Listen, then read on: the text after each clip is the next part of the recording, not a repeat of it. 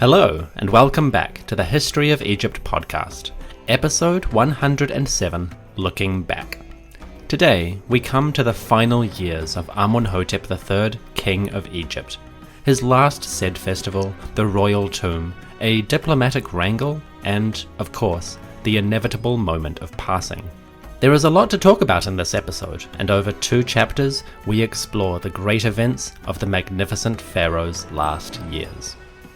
This episode is brought to you by Dave Ewanchuk and Kirsten Fontenrose, who donated to the show. Thank you, Kirsten and Dave, for your support. May Shu, the Lord of Air, who raises the sun into the daytime sky, breathe life into your limbs and heart. To everyone listening, please enjoy the show.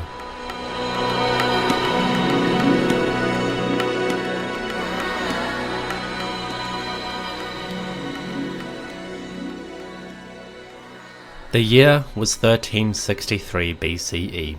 Egypt was guided by the light of Neb-ma'at-Re Amunhotep III, the Horus who appears in truth, the beloved of Re, the dazzling Aten.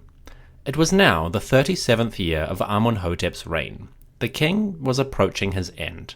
The last years of Amenhotep III's reign are slightly shadowy. We know some of the diplomatic events and correspondence, and we know that the king was in poor health physically. But royal activity, building projects, festivals, and administration, the evidence for those is scanty. Which is a shame. A moment like this, where one reign is coming to its end and another about to begin, is a tantalizing one. I would love to know more. What we do know is that the business of royalty continued in many respects. By 1363, Amenhotep was on track to celebrate another Sed-Festival. This would be his third and last, a final jubilation of the king's reign and the splendor of his majesty. Sadly, it wasn't quite as jubilant as the previous ones. Compared to Sed-Fest 1 and 2, Amenhotep's third jubilee was paltry. The surviving evidence includes both artistic depictions and jar labels from containers of food and drink. That evidence is depleted significantly from earlier. While Sed-Fest 1 appears in many scenes from non-royal tombs, Sed-Fest 3 just gets one picture in the grave of Keruef. Here, in a vignette, Amenhotep is depicted raising the Djed pillar, one of the closing ceremonies of the Sed-Festival. That's it. Nothing more. The third Sed-Festival is basically a footnote in Keruef's otherwise remarkable records. On top of that slim artistic picking, the archaeological material also suggests a much smaller event. Excavations at Malkata Palace have turned up jar labels from the various Sed-Festivals. These jars record the goods like meat, beer, honey, and wine that came to the palace for the event. Counting those labels, we see a very clear shift in scope. For the second Sed-Festival, back in year 34, there are approximately 400 labels. For the third, well, that leaves just 78 so far discovered. 78 versus 400. It seems that the last Sed-Fest was a poor affair at best. Which is a bit of a letdown, but that's life. The final days are rarely the most glorious. So the Sed-Festival occurred for the third time with some diminishing returns. On the one hand, it was a noteworthy feat for a king to reign this long. On the other, the festivities were hardly the greatest. As the second to last year of his reign came to its end, Amenhotep III's royal majesty may have been slipping ever so slightly. By this time, Amenhotep was starting to become visibly weakened. Illness was creeping in and maladies afflicted the king in several places. I'll get into the details in chapter 2, but long story short, the king was suffering from chronic obesity, dental problems, frequent headaches, and an overall infirmity of body. To anyone with a passing knowledge of disease, the king was not doing well. His horizon was surely in sight. Looking around the palace, you can imagine how different individuals may have felt. For courtiers, perhaps, it was a moment of anxiety. On the one hand, a transition of power was approaching, and that is rarely clean-cut. Some people would be promoted, others might find themselves left out of the next regime. Then there was the religious angle. Some may have felt terror that the pharaoh, the only one most of them had ever known, was coming to the end of his life. What would happen when the living Horus travelled to the west? Sure, there was precedent, but some must have been quite concerned. Finally, we must wonder how the family felt. Queen T had been her husband's stalwart ally and near equal for decades. Was she anxious about her husband's visible weakening, or was she relieved that ill health might soon see relief? Did she fear the loss of her authority, or did she see the coming ascent of her son as the next opportunity in a life already full of them? We'll never know, but it's tempting to speculate. Finally, the question of succession is prominent. What would happen when the pharaoh died? Presumably, power would go to his eldest surviving son. Young Amenhotep IV, now about 17 years old, maybe, was as ready as he'd ever be to take power. Although youthful, he was trained to some degree, and he was the obvious choice of successor. You can all but see the courtiers, viziers, priests, administrators, beginning to congregate around the young prince, making themselves known, reminding him of their service, making sure he treated them with the same respect that his father had done. Like fish to the school, many high officials of Thebes may have begun approaching the young prince in these later years. I don't want to play court drama with this situation, but it's hard not to when you come to the end of one period, especially a period that has such abundant records in many phases. Years 1 to 12, fantastically recorded. Years 18 to 22, pretty well attested as well. Years 30 to 34, holy heck, we know a lot about that. But years 34 to 38, the records seem to diminish year by year, and as they do, the temptation to fill in the gaps with politicking grows exponentially. Finally, year 37 ended, and we come to the last phase of the reign. It was a period marked by silence in the documents, but we have a few cool things to talk about. For one thing, some of those foreign kingdoms show up again in the diplomatic archives, and somehow Amenhotep got into a bit of an argument with them. Regnal year 37 ended around August of 1363 BCE. The new year, with its grand celebrations, was the last that Amenhotep III would witness. Pharaoh didn't know that, of course, but he must have known his health wasn't going to last that much longer. At best, he could expect a lingering period of infirmity before the inevitable moment came. God or not, Amenhotep still had to cross that threshold eventually. Before he could die, though, Pharaoh had some unfinished business. For one thing, his spate of diplomatic activity was still underway, and his desire for foreign princesses had diminished not one bit. Before we move on to the last moments of his life, I want to look at how Amenhotep III dealt with another foreign power. For this, we must return to that wonderful cache of documents, the Royal Archive of Correspondence, called the Amarna Letters.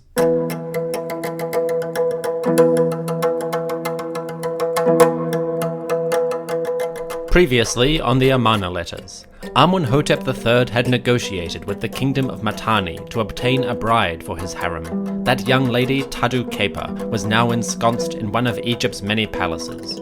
We don't know what she did or where she lived, but wherever she was, Tadu Kepa was now part of the Egyptian elite, with all that entailed. Meanwhile, having obtained one foreign bride, Amenhotep III began to seek out others. Some time after the Mitanni deal, he opened communications with 2 other foreign lands. One of those you've probably never heard of. The other is quite famous. Its name, Babylon.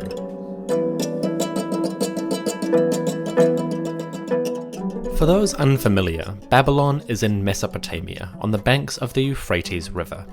In the Bronze Age, Babylon and its kings exerted control over a wide swathe of territory, roughly corresponding to central and southern Iraq.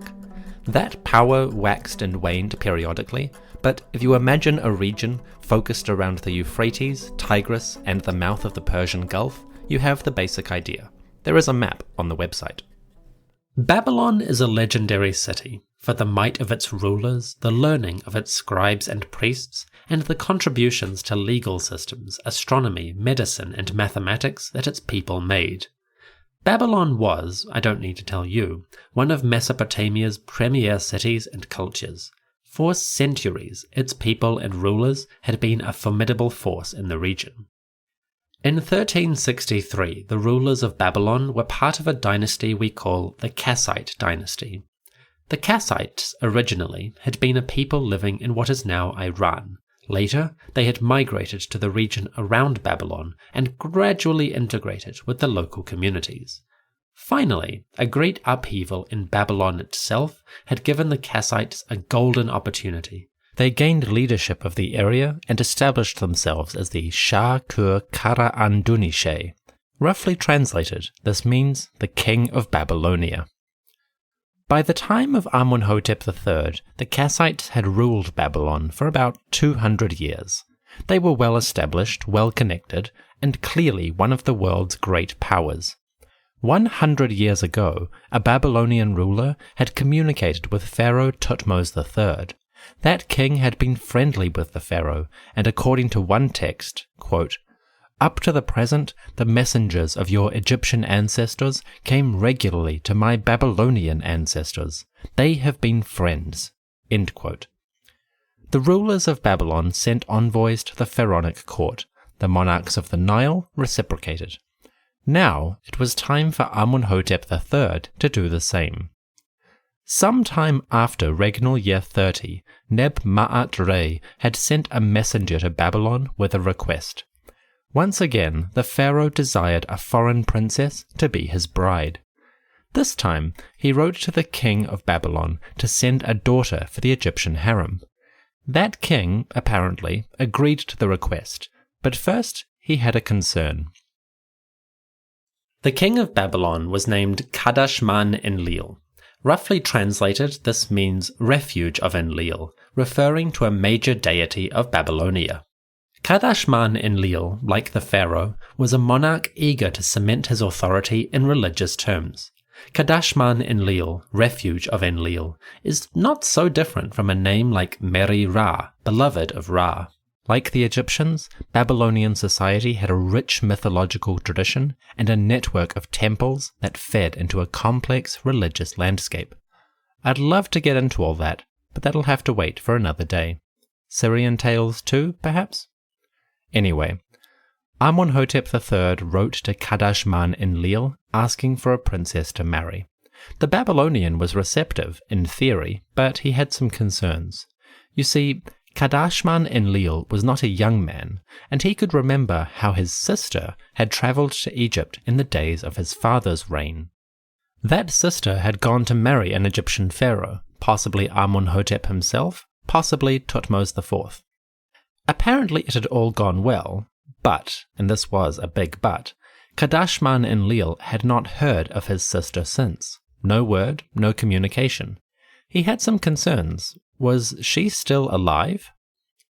The very first letters of this diplomatic archive tell us how Amenhotep III and Kadashman-Enlil negotiated their relationship.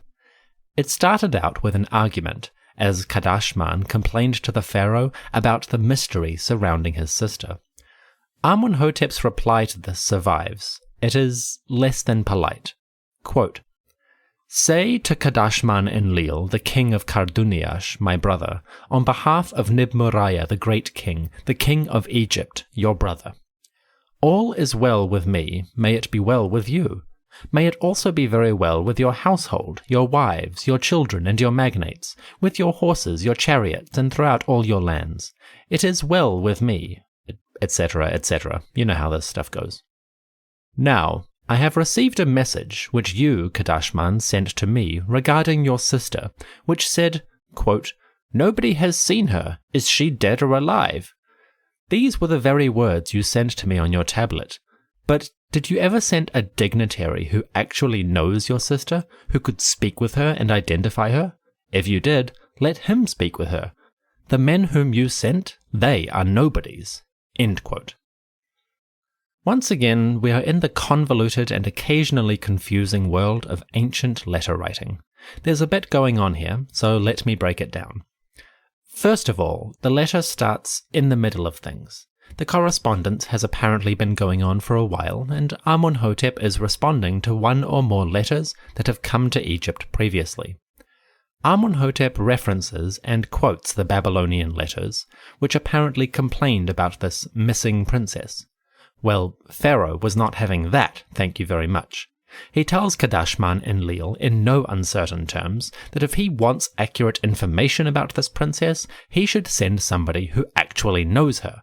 Diplomacy 101. If you want good relations with my kingdom and you want accurate information, send someone who is experienced, capable, and knows the lay of my land. What is this? Amateur hour? Fools! Got a bit into character there. Amenhotep continues his frustration over Kadashman's complaints, and the insinuations that the Egyptians would cover up any mishap. In the next section of this letter, Amenhotep offers a point-by-point rebuttal of the Babylonians' claims.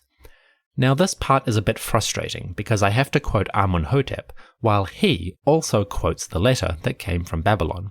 So we have a letter within a letter situation. To make it simple, I'll do Amenhotep in my voice, and the Babylonian quotes in a voice appropriate to Amenhotep's tone. Cool? Cool.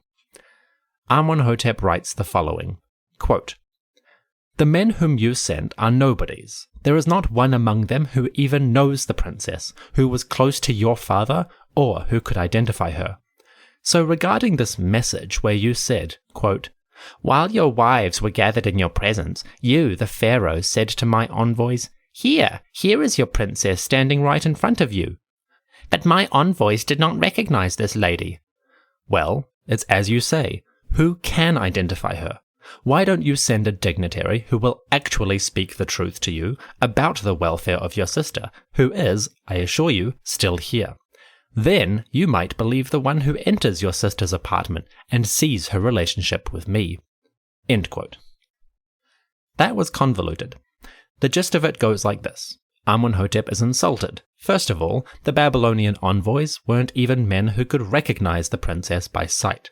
So when Pharaoh presented her to them, they were unable to actually identify her, which is stupid. Why send a diplomat on a mission if they don't even have the skill necessary to complete that? The frustration is palpable, and Amenhotep continues in the same vein. Once again, he repeats the words that Kadashman has sent. Quote, "Regarding this message where you said, 'Perhaps the woman that my envoys saw was the daughter of a commoner, or a Kaskian, or even a daughter of Hani-Galbat. Who can believe these women? The one with you, whom you presented, did not even open her mouth to speak Babylonian to them. Someone could not possibly believe these women.' These were your words. Look, if your sister were dead, why would we cover it up and substitute someone else? As Amun lives, your sister is still alive." End quote. I'm not gonna lie, I'm starting to think Amenhotep doth protest too much. He goes on and on about this letter, and about how offended he is, and he challenges Kadashman-Enlil on every one of the envoy's points. But you have to wonder, why didn't the Babylonian princess simply speak to the messengers? Was it a decorum thing, some kind of formality? Was she too high-ranking to speak to these nobodies whom she did not know personally? Or was the princess actually deceased, and the woman who came out just another one of the Near Eastern princesses that had joined the vast harem? Apparently, the Babylonian envoys had suggested that this princess might have been the daughter of a commoner, or a, quote, Kaskian, or even a daughter of Hani-Galbat. Kaskian is a region within Babylonia, and Hani-Galbat, that's part of the kingdom of Mitanni. So it seems as though the Babylonians were suspicious that this woman who was presented to them might have been one of many princesses from the region whom the pharaoh was simply substituting for a deceased Babylonian. Obviously, this is one of those situations that is terribly susceptible to speculation, even conspiracy theories. Amenhotep III and the Babylonian princess killed JFK after faking the moon landing. And you could honestly interpret it either way. On the one hand, Amenhotep III was trying to secure a new princess for his bedchamber, so there might have been some motivation to hide the death of a previous one. On the other hand, people die all the time, usually of natural causes. Would it really be so terrible if the Babylonian princess had journeyed to the west? Was that going to break the relationship of two great powers? The situation seems a bit overblown, and the most likely explanation, at least to my 21st century logic, is that Amenhotep III was telling the truth, that the princess was alive, and the envoys simply weren't experienced enough to recognize her. Either way, it seems that the whole situation was sorted out in the end. What makes me think that? Well, by the time our next major set of letters pops up, the king of Babylonia was in a much better mood, and he was open to Amenhotep's original request. Quote, "Say to Neb-ma'at-Re, the king of Egypt, my brother, on behalf of Kadashman-Enlil, the king of Karduniash, your brother. It is indeed well with me, may it be very well with you, your household, your wives, your children, blah blah blah blah. Now, as for my daughter, the girl whom you requested for marriage, she has now matured into a marriageable woman. Send an entourage to retrieve her." End quote. So the dispute was resolved, and within a couple of years, Kadashman-Enlil was ready and willing to send his daughter to Egypt. Apparently she had now reached a marriageable age, presumably the age of menstruation and therefore puberty. So the princess was 13, 14? Old enough, as they say, to technically produce children. On that basis, Kadashman-Enlil pronounced himself agreeable. All the pharaoh had to do was come get her. Before they were done, Kadashman wanted something else from Pharaoh. He was sending his daughter to Egypt, and in return he was getting gold. But the Babylonian ruler was, like any king, interested in expanding his harem. Apparently, he actually asked Amenhotep to send one of his daughters in return. This request did not go down well, and Kadashman repeats Pharaoh's reply on the matter of Egyptian bridal princesses. Quote, "My brother, when I wrote to you about marrying your daughter, you, in accordance with your practices, wrote back to me saying, quote, 'From time immemorial, no daughter of the king of Egypt is given to anyone.'" End quote. Kadashman had crossed a line. In the annals of Egyptian history and in all the records of foreign kingdoms, we never hear a single hint that the pharaohs ever gave their daughters to marry some faraway ruler. It didn't matter who it was, how powerful their people, how generous their offer. Egyptian princesses remained Egyptian, and there was nothing Kadashman could do about that. The Babylonian seems to have had some trouble grasping this concept. Quote, "No daughter of the king of Egypt is given to anyone." Well, why not? You are a king, you can do as you please. Were you to give me a daughter, who would dare say anything about it? And after this message was relayed to me, I wrote back saying, well, someone's grown daughters, beautiful women, must be available. Send me a beautiful lady as if she were your daughter. Who is going to say, that is no daughter of the king? But you have held to your decision, and you have not sent me anyone. End quote. Ah, Kadashman, that's not the point. The issue is not that Amenhotep cares about his daughters particularly and won't send them away for sentimental reasons. The point, dear Kadashman, is that no Egyptian woman gets sent overseas to marry. This was not an issue of price or personality. This was an issue of prestige. Egypt did not humble itself. The exchange of princesses was strictly one way. As you can guess, Kadashman was a little bit put out by this whole issue. Quote, "Did not you yourself seek brotherhood and goodness, and wrote to me about marriage so that we might come closer to each other? And did not I, on my own part, write to you about marriage for this very same reason? Why, then, did my brother not send me just one lady? Should I perhaps refuse you a woman, since you did not send me one? My daughters being available, I will not refuse one to you." End quote. And there it is. Pharaoh got his way, regardless of how irritated Kadashman may have felt. Babylon backed down, and a daughter of the great king travelled west. No princess went east. So, the king of Babylon and the king of Egypt sorted out their disputes and came to an agreement. A princess would travel from the Euphrates to the Nile Valley and be inducted into the harem of the pharaoh. With a bit of luck, that young anonymous lady would become a privileged member of the court and enjoy a life of luxury on the banks of the great river. We now come to the end of chapter 1, a good place for a break if you need it. After the break, we explore the last months of Amenhotep III's life.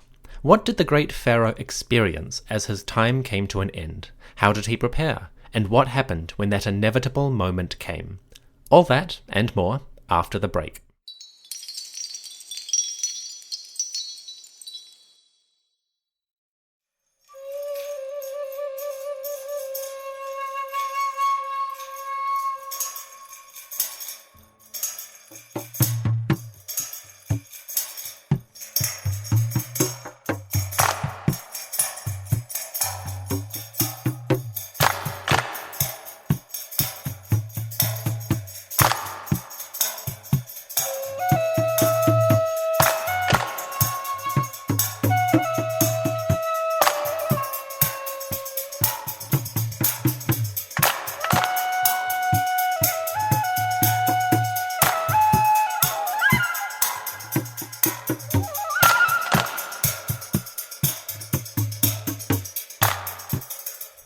Chapter 2.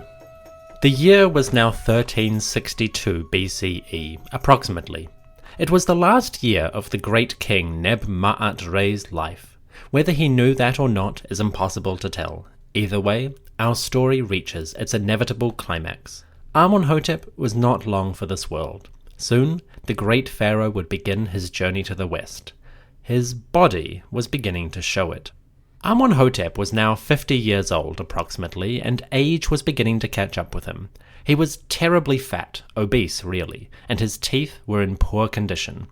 We know this because his mummy has survived, buried in the royal cache of KV 35, the tomb of Amenhotep II.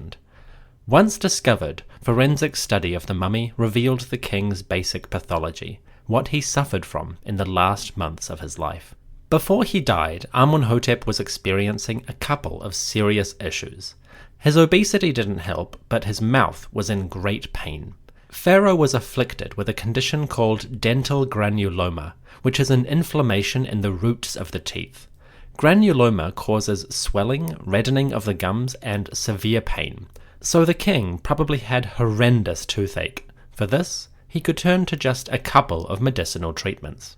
Obviously, the Egyptians were aware of dentistry and its problems, and they did develop some responses to the issue. Surviving medical papyri lay out different ailments, and looking at these, we can get some treatments for tooth-related issues. For Amenhotep's painful swelling and gum reddening, an 18th dynasty physician might prescribe something like this. Quote, "Another remedy for treating an itching tooth before the opening of the flesh in a wound. Take 1 measure of cumin, 1 part resin of incense, 1 jarret fruit, and crush it all together. Apply this to the tooth." End quote. A doctor might inspect the king's mouth, see the telltale signs, and then mix a poultice of those ingredients. Cumin, incense resin, and jarret fruit, whatever that is, are all mixed up and applied to the infected area. With this simple concoction, the physician worked on the gum and hoped for the best. Maybe that helped to alleviate the pain, but it clearly couldn't solve the underlying issue. We know this because it seems that Amenhotep had to endure dental surgery during the last months of his life. Not long before he died, Amenhotep III underwent a procedure that removed his right upper incisor, one of those chomping teeth next to the canine. It's possible that it fell out naturally, but either way, the king was probably in excruciating pain. It's even possible he was chewing opium. Amenhotep III may have used sedatives or opioids to combat his horrible dental pain. We know that the Egyptians were aware of narcotics, and they seem to have cultivated flowers like the poppy and blue lotus for these qualities. There are artistic scenes from the reign of Tutankhamun and Akhenaten which show members of the royal family smelling these flowers, and it's possible that they chewed them or consumed them in some way. Apparently, if you mix blue lotus petals with alcohol, they create a wonderful narcotic effect. So maybe Egyptians were using those in the same way. This is all hypothetical, unfortunately. We simply don't have hard evidence for drug use in this time period. It makes logical sense. You're in pain and you know some flowers give euphoric feelings, so why not use them, right? But until chemical analysis of mummies advances considerably, we have no idea what exactly they were chewing. Amenhotep was medicating himself somehow, that much is certain. You see, on one side of his mouth, the king's skull has a huge buildup of tartar. This might have been caused by that poultice or medicine, or it may have been caused by chewing opiates day and night. Either way, it wasn't pleasant, and I bet his breath was terrible. There was one final issue which afflicted the pharaoh before his death. Studies of his skull have suggested that Amenhotep, the dazzling Aten, was suffering from a brain tumor. His mummy has erosions on the right parietal bone, the part of your skull which forms the roof and sides of the head. This is consistent with the effects of brain tumors, and it may have been a cause of the king's eventual passing. Unfortunately, the mummification process destroyed the brain, so we can't confirm that, but it's a strong possibility. Tumors, gum disease, dental surgery, obesity. The last years of Amenhotep III were not a pleasant time. Assuming he used some form of pain relief, chances are the great pharaoh was a drooling, stupefied mess by the time his last day came upon him. If his mummy is telling the truth, the king was not in a good state at all when the inevitable moment arrived.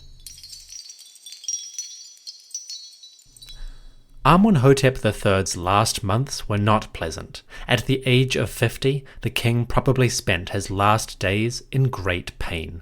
His jaw was inflamed, his skull throbbed, and he could barely eat. Dulling the agony as best he could, Pharaoh may have chewed opium endlessly, tartar building up on his gums and complicating the disease even more. Slowly his health degraded, and eventually he lay in a stupor, waiting for the end. During this time, he seems to have lost a lot of weight. With his dental problems making it hard to eat, the great pharaoh may have wasted away, his body consuming itself in an effort to survive. Perhaps he experienced a last debilitating illness. Perhaps he slowly starved to death. Whatever the cause, Pharaoh's great splendor ran out, and he finally passed away. Amenhotep III probably died around January of 1362, about 7 months into his 38th regnal year. We're not exactly sure when he died because the calendar of regnal years and the actual calendar of the Egyptian year don't sync up. But scholars have examined the records of Amenhotep's successor and determined that the most likely date for the transition was the first month of Peret, the planting season. If so, Amenhotep probably left this life around January, during the celebrations called the Festival of Neb-ma'at-Re. This was a wonderfully appropriate time to die. Neb-ma'at-Re, the one who unites spirits, was a netherworld deity who had protected kings since the days of the pyramid texts. Neb-ma'at-Re would raise up the king's good name to the council of the gods. For Amenhotep III, the festivities of this god were a fortuitous time to die. Amenhotep III left this world and became Osiris. His journey to the west and his voyage across the stars in the bark of Re now began. They would continue for the rest of eternity. With the pharaoh dead, the night fell on a most august reign. The dazzling Aten, Neb-ma'at-Re, now made his way to the west. First his bar, then his car, and finally his body took the journey out of this world and into the realm of Osiris. Priests collected the body of the king, mummified it, and prepared it for interment. The organs were removed, the limbs preserved, and the corpse, now much reduced from its obese form, wrapped before the embalmers placed it into the first of many coffins. Queen T, the king's son, and the members of the court accompanied Amenhotep as his body rode atop the burial sled. White oxen, perhaps, hauled the sled itself, and priests may have poured milk in front of it to anoint the road. We hear this in a tomb of a near contemporary, who says, quote, "May you be laid out on a bier in the house of rest, and be drawn by white oxen. May the ways be opened with milk until your arrival at the entrance to your tomb. May the children of your children all be assembled and wail with loving heart." End quote. Amenhotep's children, Set Amun, Henut-Taneb, Iset, Neb-ma'at-Re, Amunhotep IV, and more, surely accompanied the sled. The family, with Queen T at the forefront beside her son, led the way. Priests and priestesses followed, singing their prayers and burning their incense. Porters carried tall lotus plants, boxes of flowers, furniture, food, and accessories towards the cliffs west of Thebes. The funeral procession was making its way towards the Valley of the Kings. Amenhotep III, like every king since Thutmose I, made his tomb among the cliffs of the western bank. But he did not build it in the Valley of the Kings itself. Instead, Pharaoh chose a spot nearby in a side valley that branches off from the main canyon. This area, called the Western Valley, was a virgin site at the time. Even now, it holds just a few tombs among its hills. You'll find Amenhotep's monument dug into the lower levels of this valley. To access it, you clamber down steep stairs before you come to the main doorway. It is here, more than 3,300 years ago, that the priests raised the coffin of the king before the entrance and performed their sacred rites. The opening of the mouth ceremony, a 75-chapter-long series of gestures, prayers, hymns, and references, prepared the body of Amenhotep for its long rest. The priest symbolically restored the deceased's ability to see, speak, hear, eat, and drink. Attendants, and perhaps the king's son, gathered to perform ritual reenactments of the death of Osiris and the battle between Horus and Seth over who would control the throne. With these acts, Amenhotep's body and his spirit were transfigured into Osiris himself, and the king could begin his journey to rest. Our near contemporary, who wished for his family to attend one's funeral, now offers some extra hopes for the burial ceremonies. Quote, "May your mouth be opened by the chief lector priest. May you be purified by the Sem priest. May Horus weigh your heart for you after he has opened your eyes and ears. May your limbs and bones be present for you. May the spells of transfiguration be read aloud for you, and may the mortuary offerings be performed for you." End quote. The king's body in its coffin was taken down into the depths of the tomb. Let's follow. We clamber down some steep stairs and through the doorway dug beneath a rocky overhang. Passing the threshold, we find ourselves in a long corridor stretching away into the darkness. We are headed east, with the sunrise ahead and the sunset at our back. Let's assume that we are visiting in the late afternoon, so a bit of light still comes in through the passageway. With that to guide us, we make our way to the first notable section. Like many royal tombs, Amenhotep's inner chambers begin with a deep, square pit dug into the floor. This well shaft is usually located at the end of the first corridor, just on the threshold of the antechamber. In Amenhotep's case, the shaft is a deep square pit about 8 meters tall from ceiling to floor, and it descends almost 6 meters below the floor level. At the bottom, a small chamber is dug into the wall, extending towards the west. This well chamber shows up in the tomb of Amenhotep Amunhotep II, Neb-ma'at-Re's grandfather, and it might be a place for the symbolic burial of Osiris, and or the royal Ka. What gives us that idea? Well, to begin with, these well chambers are usually located on the north or west side of the shaft. North and west are pivotal points of reference. West for the Akhet, or western horizon, which was the entrance to the underworld. North, because that was the direction of Osiris's throne within the underworld itself. So the well chamber may be a symbolic burial place for Osiris. If water ever flooded down the shaft itself, then the chamber could become like the waters of the underworld, the infinite waters of the primeval ocean. We don't know exactly what the well shafts are for, but in the mid-18th dynasty, around the time of Amenhotep II, Thutmose IV, and Amenhotep III, there is a strong possibility that they are designed as a place for the tomb of Osiris, lord of the dead and protector of the king's soul. We go past the well shaft and continue our inspection. As we enter the next chamber, the light from the sun reaches its terminus, and we must light some lamps. Mind your head, it's time to enter the tomb itself. Going through the main entrance, we first of all enter a large pillared hall. This is undecorated and apparently incomplete. We then go down a small staircase and arrive at a tiny antechamber. This one, at least, is decorated, and I'll return to it in a second. For now, let's focus on the most important part, and follow the funeral procession into the burial hall. Amenhotep III's burial chamber is much like those of his father Thutmose and his grandfather Amenhotep II. It is a long rectangle with 6 columns. The room is divided into 2 halves. There is an upper level at the entrance and covering about 2/3 of the floor. Then, at the eastern end, there is a lower level for the coffin. To keep ourselves oriented, we are now facing east again. The tomb goes in a sort of zigzag, starts by going east, turns north in the antechamber, and then reorients itself to the east again for the burial hall. Why it does this is unclear, but it seems the architect had improved on his design from previous royal tombs, and now the tomb of the king led eastward as often as possible. The east, of course, is the place of sunrise, of resurrection, of renewal. It is where the king, in his form of Ra-Horakhti, will appear at the new dawn, symbolizing the never-ending resurrection. Putting his sarcophagus in that direction assisted with the process, and ensured the king was never far from his renewal.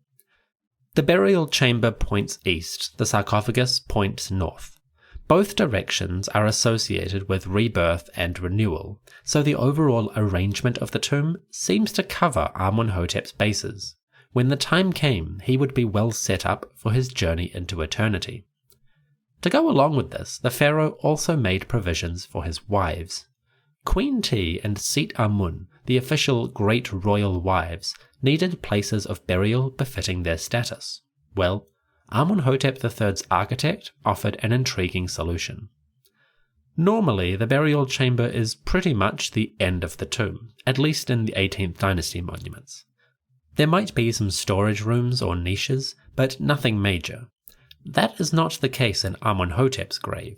Instead, the burial hall leads to 2 additional rooms designed to hold extra burials. These halls to the north and the east were arranged for the great wives. The 2 extra halls have 1 pillar each and space for furnishings, treasures, and sarcophagi. They were originally meant to be storerooms, but at some point, perhaps around year 30 when Set-Amun was promoted to great royal wife, the stonemasons enlarged the storerooms into proper burial halls. We can tell this because the chisel marks on the walls change at a certain point, reflecting the work of a new team and a new direction. A cool touch. These extra halls were mostly empty when the tomb was discovered, but excavations turned up some fragments of burial goods belonging to Queen T and maybe to Set-Amun. So the question is, were the 2 ladies ever buried here? Well, that's hard to say. Queen T outlived her husband, but she might have been buried here much later. Set-Amun, meanwhile, is a question mark. No information survives about her, and there are no burial goods in the tomb that might belong to this younger lady. Unfortunately, she remains a mystery. The royal tomb of Amenhotep III was a beauty. At the time, it was the largest ever built in terms of raw space. Including all chambers, the tomb covers an area of 554.92 meters square, about 50% larger than the tombs of his father and grandfather respectively. This was a huge sepulchre. It was also beautifully decorated. The tomb of Amenhotep III has some of the most wonderful paintings yet seen in a royal tomb. To begin with, the burial hall was decorated with a complete rendition of the Book of the Hidden Chamber. The Book of the Hidden Chamber, often called the Amduat, or That Which Is in the Underworld, told the story of the sun god's nightly journey through the depths. Over 12 hours of the night, Ra crossed deserts and lakes, warded off monsters and serpents, brought light to the fortunate dead, and saved those who had drowned. In what may be the coolest idea for a video game, graphic novel, or movie ever, Ra's journey through the Amduat culminated in his apotheosis and his appearance at the next dawn. I explored Amduat in greater detail in episode 82, in case you would like a refresher. For now, all we need to know is that Amenhotep's burial hall features a complete copy of the text. It was the last to do so. Amenhotep's Amduat is drawn in the same stick-figure calligraphy of earlier tombs. Gods and spirits appear with simple outline figures, minimal detail and hardly any colour. In fact, the whole underworld is depicted with just 3 shades: yellow for the background, black for the people, and red for selected hieroglyphs, and of course the sun disk of Ra. You might be forgiven for thinking that these colours are rather sparse, but the idea seems to be that the walls imitate an unrolled papyrus. From one side of the doorway, all around the perimeter and back to the entrance, you see the Amduat in one continuous depiction. In effect, the hidden chamber becomes a book protecting the body of the king. Beyond the walls, the 6 pillars of the burial hall each had their own decorative scheme as well. Instead of stick figures, we see fully fleshed out beings, great gods and the king standing tall on the faces. In a systematic layout, the pillars depict the gods according to a simple but important geography. The 6 pillars have 4 sides, one each for the north, south, east, and west. The north and south faces are decorated with images of Hathor. Hathor, the supreme goddess, appears in 2 of her distinct identities. On the southern side, she is shown in her guise of Emenet, the Western Lady. On the northern, she appears as Hathor, Lady of Dendera, Lady of the Sky, and Mistress of all the gods. So Hathor dominates 2 of the sides on each pillar. The other faces mainly feature Osiris, but there are also 2 depictions of Anubis. Overall, it's a gathering of gods associated with the afterlife: Hathor of the west, Hathor of the sky, Anubis the guardian, and Osiris the king. It's a good posse for Amenhotep's sacred hall. Outside the burial chamber, the scenes switch from Amduat and underworld gods to a more varied suite of beings. The other decorated rooms, the antechamber and the well shaft, show the king and gods in nice fleshed-out figures with full colouring. I'll do my best to describe them, but as always, there are images on the website. To begin with, the background of these walls is a sort of bluish grey. This has never appeared in a royal tomb before, suggesting a new innovation in artistry.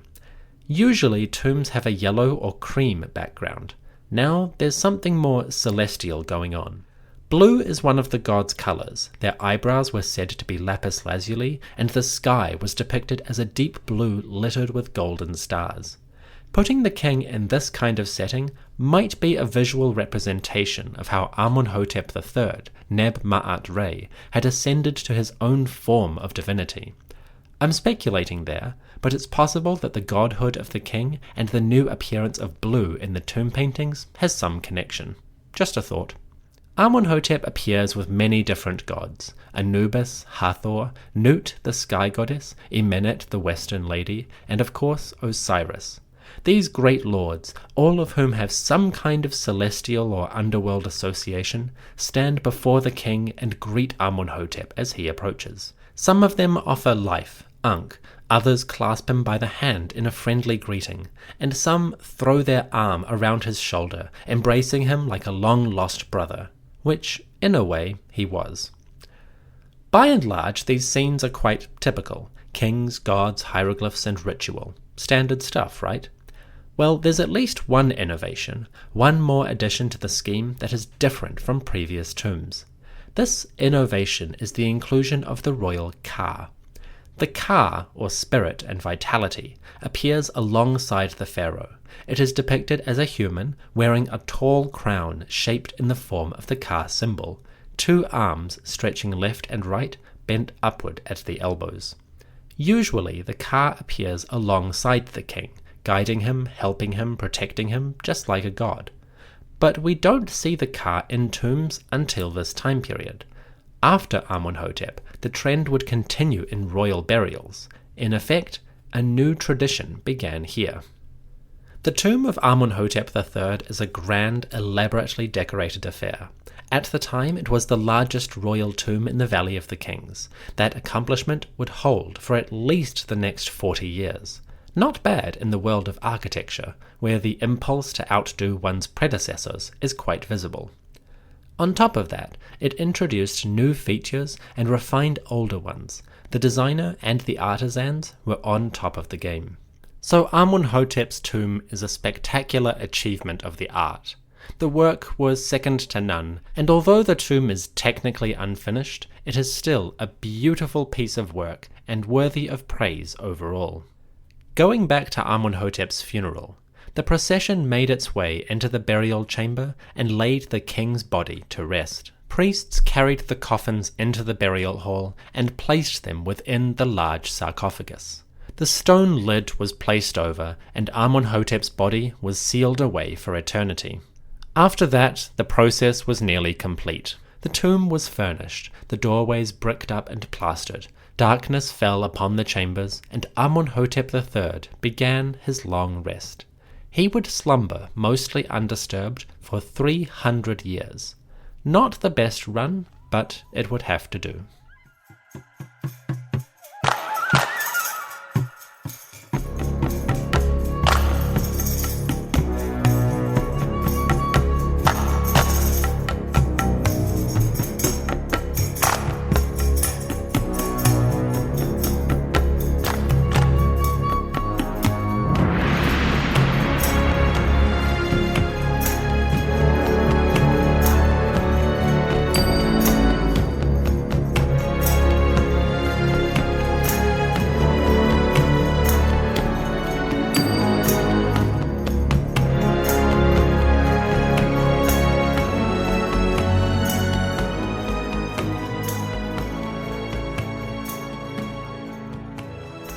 It's been a long time since we talked about any other pharaoh. In real time, it's taken me a year to cover Amenhotep's reign. In historical terms, we've delved into more stories and side matters for this man than any other before him. Before we move on, I'd like to do the retrospective on Amenhotep's grand legacy. It is a crucially important one. Amenhotep III is not the longest reigning pharaoh ever. He is not the most accomplished in battle. He is the greatest builder of monuments, at least since the reign of Sneferu back in the 4th Dynasty. He is not the most famous of Egyptian monarchs. For my money, though, I think you could make a persuasive case that Neb-ma'at-Re Amunhotep III is the most important ruler in Egypt's history. Allow me to explain. Amenhotep came to power at the age of 12, approximately. He may have been younger, but it's not certain. What is clear is that he came to the throne at a time when Egypt was unquestionably the world's most influential kingdom. For nearly 200 years since the accession of Ahmose I and the defeat of the Hyksos, the Egyptian state had been marching steadily on a path of military success, economic growth, and social change. Its temples had become vast complexes. Its priests developed new mythologies and ideas about the gods. Its army swept through any land with ease, and the wealth of the world flowed into Pharaoh's treasuries. Basically, Amenhotep came to power at the exact moment when Egypt was in its greatest glory. Of course, Amenhotep III did not create that empire. He inherited it from men like Ahmose I, Thutmose III, and Amenhotep II, and women like Ahotep, Ahmose Nefertari, and Queen Hatshepsut. For 200 years, Egyptian monarchs had been slowly building, piece by piece, a mighty imperial kingdom. Neb-ma'at-Re Amunhotep III was the one who fulfilled that process.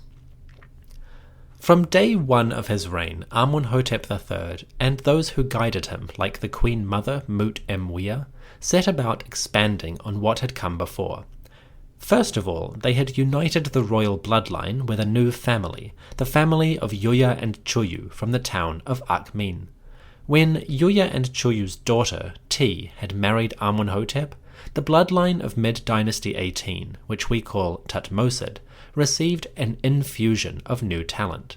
That had huge consequences, good and bad, for the next 3 decades. After the marriage of Amenhotep and Ti, the royal court pushed their military power into the south. A campaign into Nubia crushed some kind of rebellion, which may or may not have been an excuse for an Egyptian raid, and potentially they explored right down into what is now Sudan. Suggestions that Amenhotep or one of his generals led troops all the way to the Fourth Cataract are tentative, but an intriguing idea. What is clear is that the Egyptian military force in that region remained totally dominant with no serious contender. To the north, in Syria, Amenhotep inherited a patchwork empire of city-states and small kingdoms that gave tribute and obedience to the Egyptian government. Now, Neb-ma'at-Re was no warrior. His reign is better known for its diplomacy than its conquering, but he effectively negated any Mitanni resurgence by marrying a princess of that kingdom and continuing the alliance which had endured since the days of his father. What's more, Amenhotep forged stronger bonds with distant lands like Babylon, which, although too far away to be a serious threat or ally, were influential in their region nonetheless. What's more, Amenhotep forged stronger bonds with distant lands like Babylon.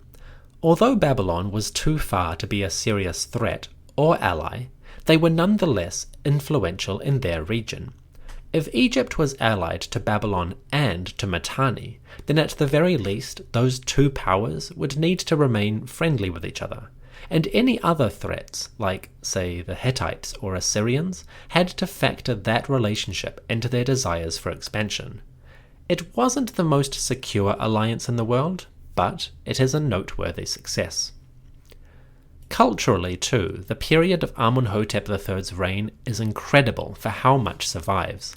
Not only do we have dozens of tombs belonging to wealthy individuals, we also have the intact tombs of 2 significant couples. Yuya and Chuyu survived in their burial at the Valley of the Kings, and a man named Ka with his wife Merit were undisturbed in the village of Deir al-Medina, all the way up to their rediscovery in the early 1900s. I'll talk about Ka and Merit next episode, but it's worth mentioning them now. Intact tombs give us an insight into the customs and trappings of non-royal but still wealthy people. Even ignoring the wealth, we are able to see things like intact books of the dead belonging to Yuya and Ka, and we can study their bodies for information about health and lifestyle.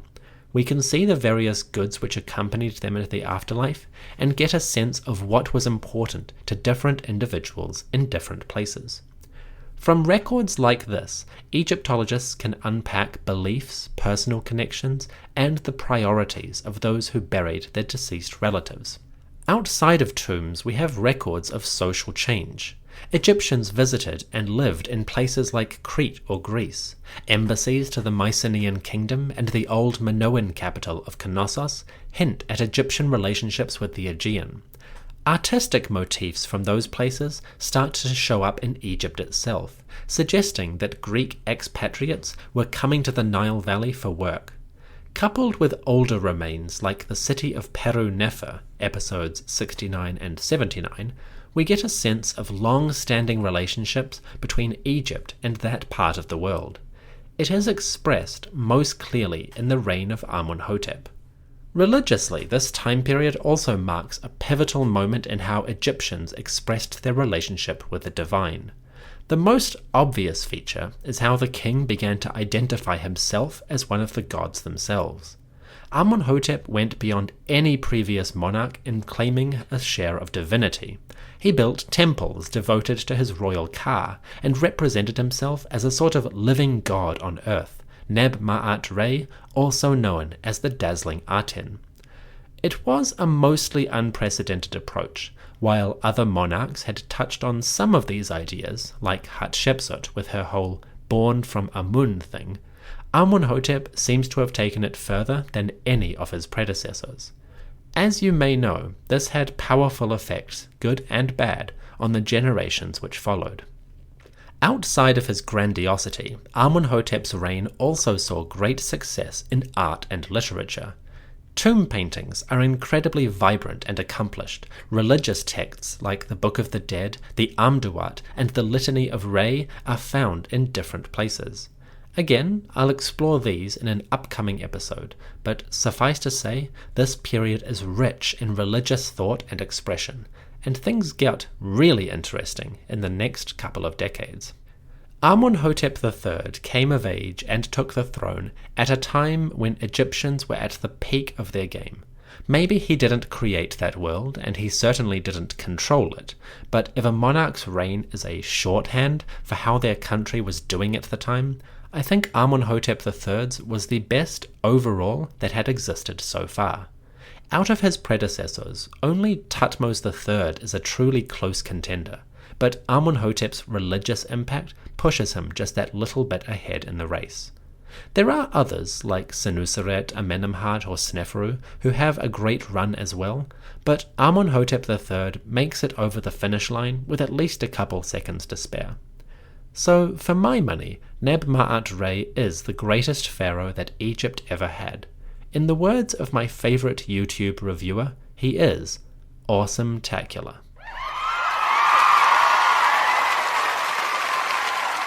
So we finally did it. We told the story of Amenhotep III, Neb-ma'at-Re, possibly the most successful pharaoh to ever grace the Egyptian throne. Now we begin some truly fascinating times. With the king dead, power has come to his son. The young Amenhotep IV is ready to receive his inheritance and take the throne of the two lands. On the next episode, we take a brief detour to look at Queen T in the wake of her husband's passing. We do this via an interview with Joyce Tildesley, a UK Egyptologist who has written extensively about the queens of Egypt. Joyce is a fascinating individual, and we had a great conversation about women and power during the New Kingdom. That episode is releasing next week. After that, we begin a story that many of you, including myself, have been waiting for. It is time to begin the reign of Amenhotep IV, better known to history as Akhenaten.